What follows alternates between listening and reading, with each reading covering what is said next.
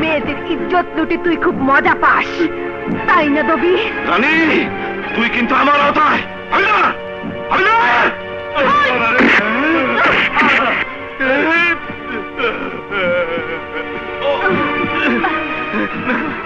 যে নারী তোর কাছে ভোগের সামগ্রী, সে নারী হবে তোর কাছে মা।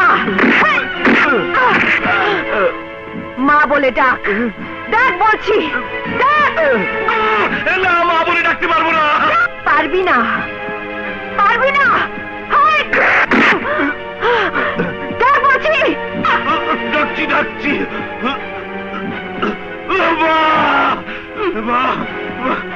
আমাকে মাফ করে দে। এটা তো গেল ওর হিসাবের পালা, এবার শুরু হবে আমার হিসাব নিকাশের পালা।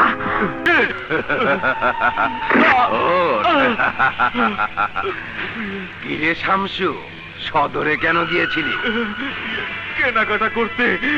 আমাকে মাফ করে দাও, আমি আর সদরে যাব না। যাবি না? কেন যাবি না? গ্রামে পুলিশের ক্যাম্প বসাবি না?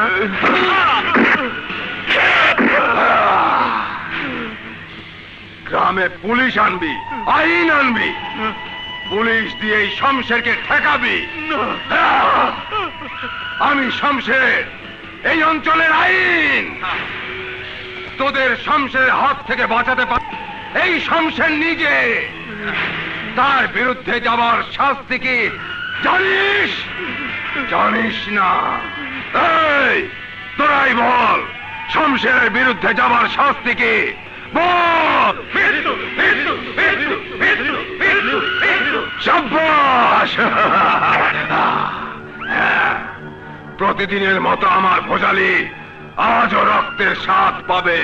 আমার জান ভিক্ষা দাও, আমার বউ বাচ্চার কসম লাগে।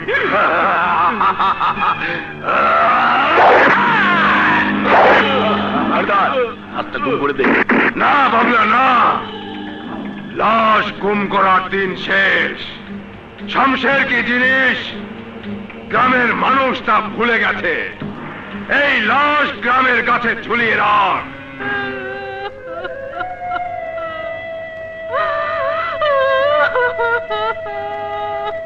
আরে মাস্টার সাহেব বড় ভালো লোক ছিল। ঠিক।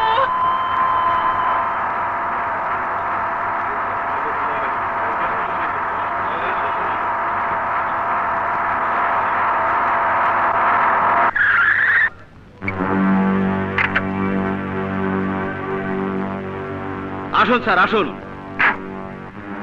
আসুন।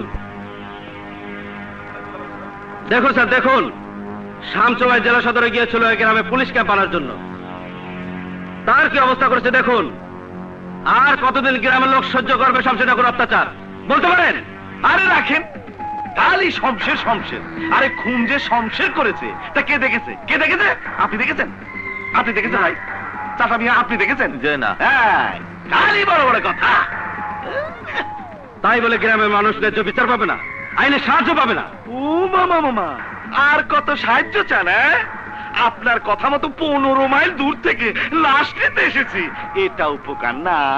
কিন্তু থানা দূরে বলে অনেক সমস্যা, পাড়াগাঁয়ের অনেক খবর আইনের কাছে অজানাই থেকে যায়। তাই যদি একটা পুলিশ ক্যাম্প হতো।